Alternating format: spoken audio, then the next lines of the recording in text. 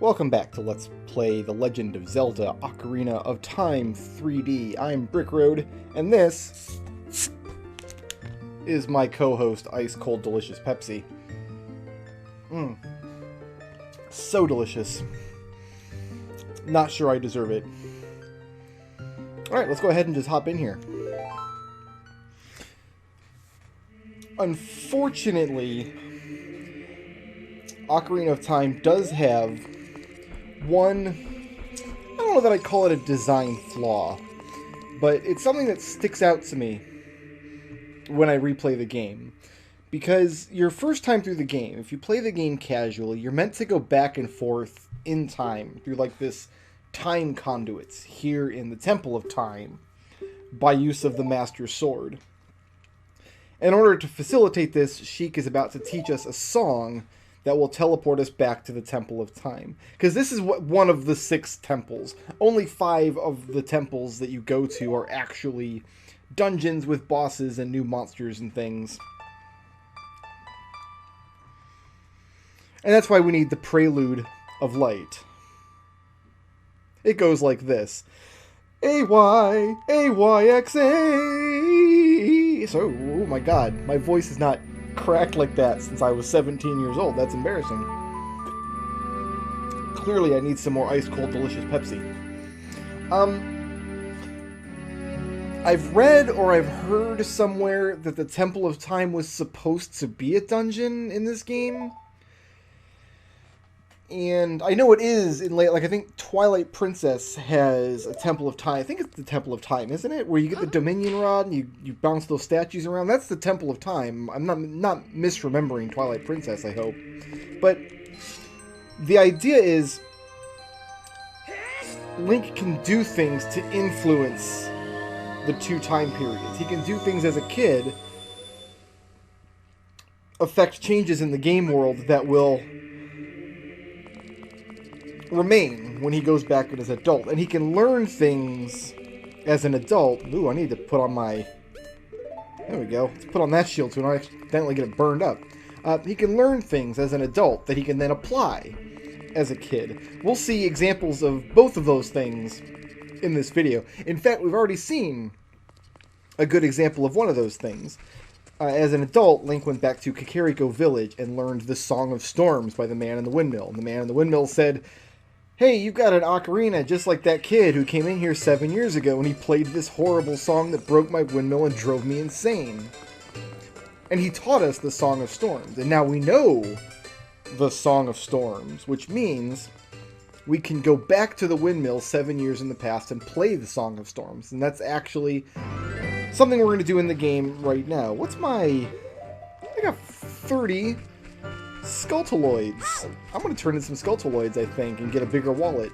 I will never spend another rupee in the game. That's not true. We're going to be spending a small amount of rupees at some point, maybe in this video, maybe the next video.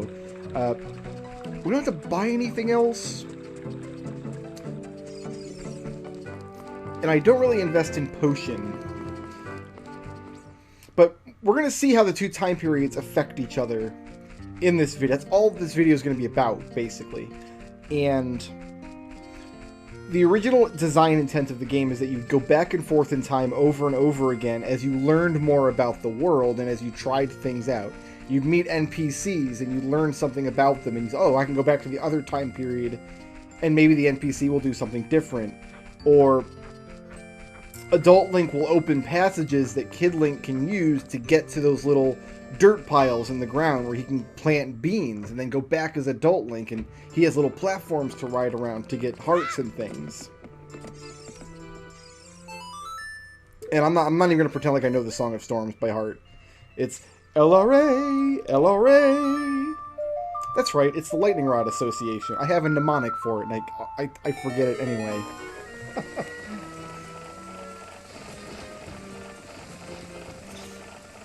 So I mentioned the small design flaw. It's not really a design flaw. It's just something I noticed going back to the game, replaying it. My preference would have been that you only need to use the time tunnel to go back and forth once. You get the 3 medallions, you go through the time tunnel, to become adult Link, but then you only have to make the trip back once. That would have been a very efficient and elegant way of doing things. But it's unfortunately not how the game works, because we have to come back to Kid Link to get an item so adult Link can get to a place where he can learn a song that Kid Link can then use to travel to a location in order to do some stuff. You can technically skip one of those trips, but it's virtually impossible, but not technically impossible. And because it's technically possible, it does feel a little jankier to me than an elegant solution of, oh, just come back as Kid Link with a checklist of your stuff that you want to do,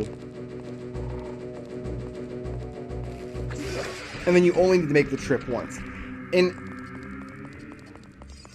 In actuality, you need to make the trip twice. We are not going to spend a lot of time in the bottom of the well. This is another one of those kind of, sort of, not really dungeons, like the XAY, like the ice caverns. There are keys here. There is a map and a compass. You can find some Skulltulas. I think there might even be a heart piece hidden here at the bottom of the well. But all we have to do is drain the water out and go back to the entrance. I know where the holes are in the floor here, so we're just going to avoid the holes in the floor. Now that the water is drained out at the entrance, we can go back down here.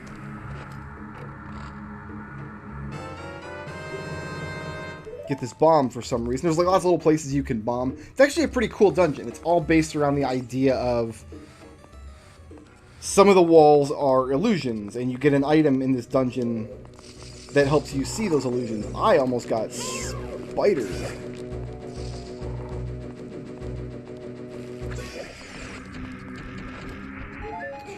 But I don't think you even need a key in this dungeon. I think all the keys just lead to optional stuff. Here we are. I think we need to get grabbed once. Yeah, there we go. If you get grabbed once, this grave monster here, he'll slink away like a nerd. And every time we get grabbed, he comes back.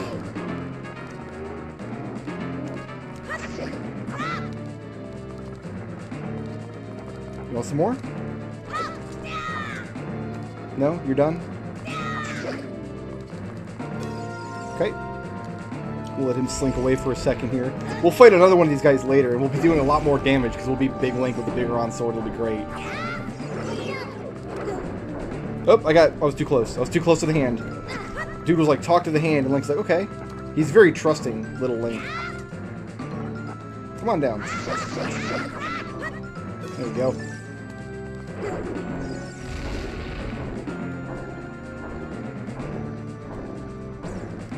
I don't think the actual hand can damage you at all. There he is. I don't like him coming from that side, though. Here, we'll come over here. Come on, buddy. And that's it for him.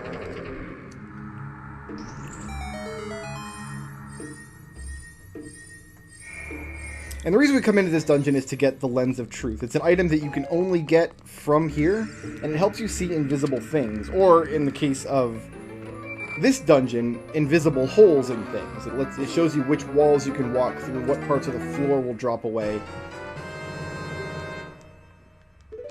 But I don't actually need anything else from this dungeon, so I am going to just bail on the place. I'm just gonna take off. In fact, I could have made this even quicker if I had used Ferori's Wind, but I didn't do that. And you have my eternal apologies that I didn't save you guys 40 or 50 seconds by using Ferori's Wind. Alright, so yeah, we're going to climb out of here.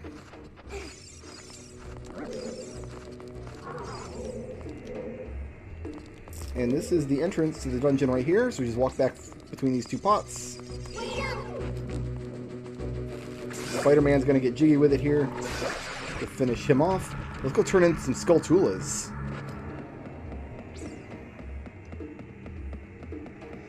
Wonderful.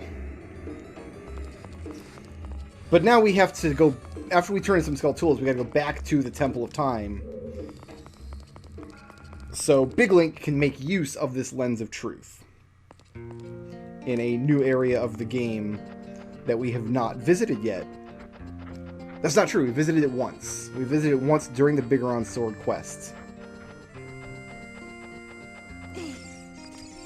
Alright, Skulltula House is... I'm getting my bearings here. Coming out of the well. I'm all turned around. Skulltula House is over here. And I think 30 Skulltulas gets us a bigger wallet.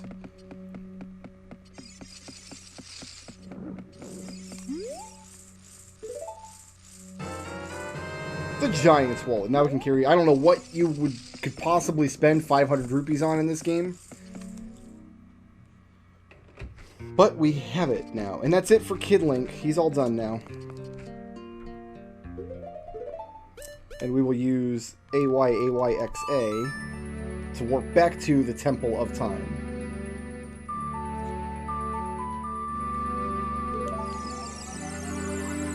Eventually we will get a song that warps us directly to Kakariko Village, but by the time we get that song, we'll basically have no other use for warping back to Kakariko Village, so... The life of Long, such as it is.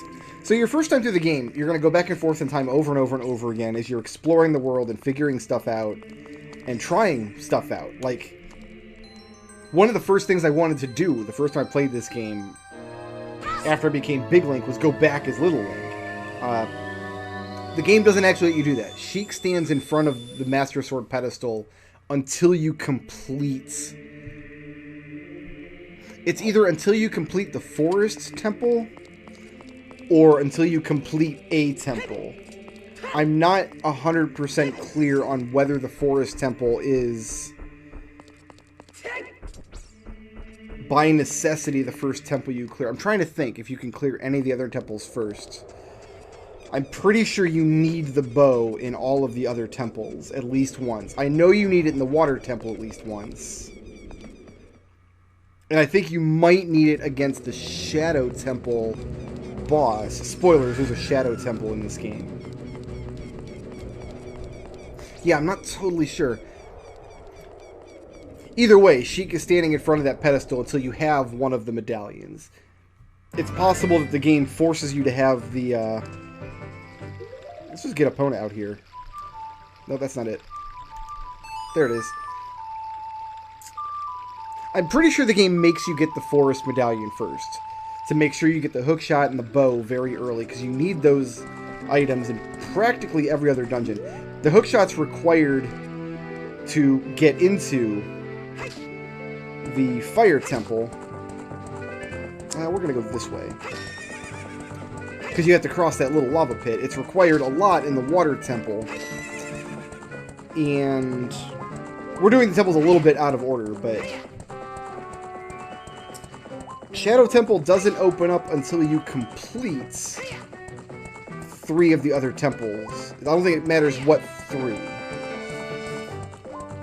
And the temple we're going to today requires either the long shot, meaning it requires you complete Water Temple, or hover boots to reach, which means it requires completing Shadow Temple. In the critical path of the game, the intended path of the game, we're headed towards the final of the 5 temples. This is the one they wanted you to complete last. But I think it's cool, so I want to go to it now.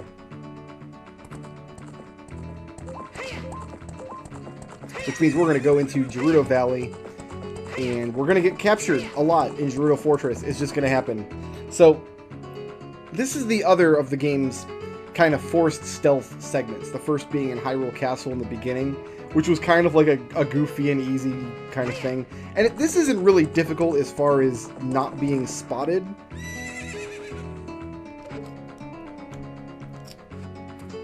It's more difficult because I get lost all the time. So they're going to capture us once. They're going to throw us in their cell up here. And they're not going to take any of our gear. These, Gerudo thief types. we're just gonna hop on out of here. And, you know, I think first I do have to drop all the way down to the bottom here.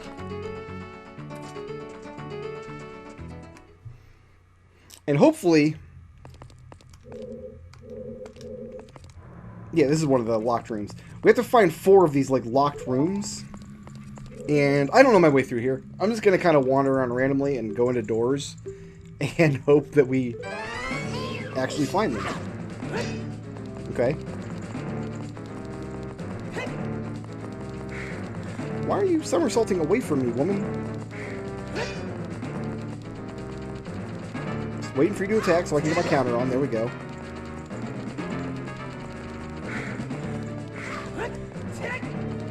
Link's a great dancer. A great dancer. There you go.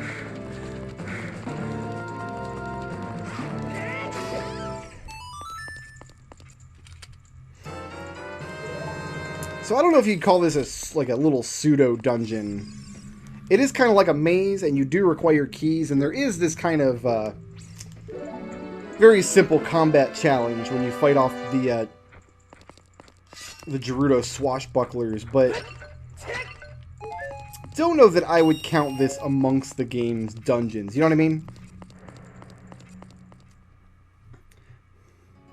It's kind of maybe dungeon-ish if you squint, but I never squint, ever. It's against my religion. Where am I at here? Okay, so that's dead end that way.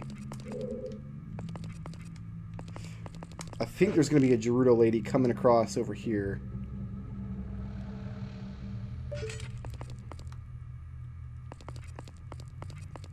Problem is, if we step into her line of sight, we get captured. Yeah, there's one over there. See her? Oh, my goodness. Fine. That actually might be okay, because I want to try going through this top door over here. I think the way this works is you only want to drop down to the ground once to get that first guy. Then you want to go up here and into this door. Or maybe this just connects back to where I was?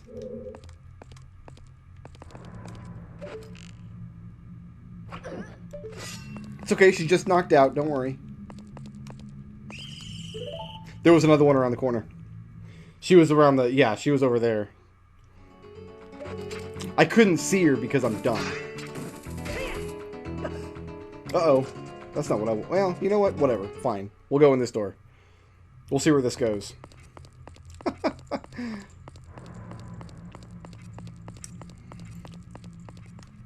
So let's, to be charitable, I would say that the Gerudo Thief Fortress is not my favorite part of the game. I don't know if I got her or not. I think I was just shooting at the wall there, actually.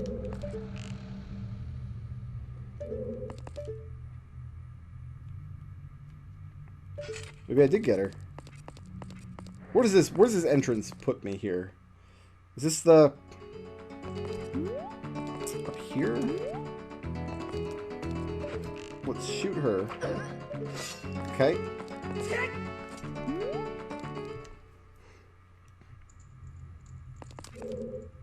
Yeah, here's a locked room. Okay.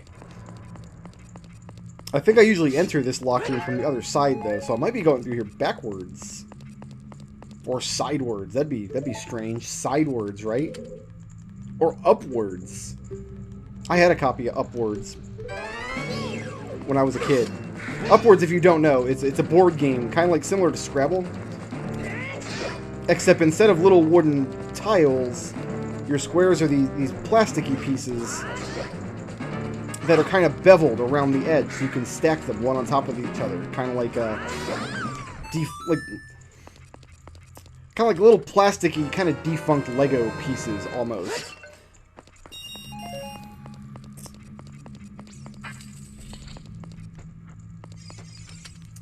The idea being that, like, if I make a word, like,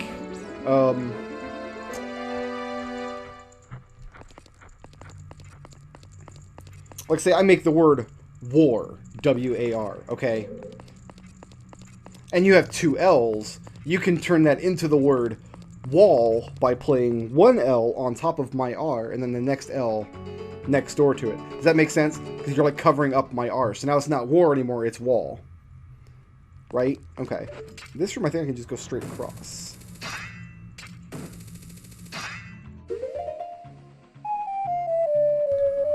Shoutouts to Skylar Ward for sponsoring this video, and to everybody who helps make my channel possible by supporting me on Patreon.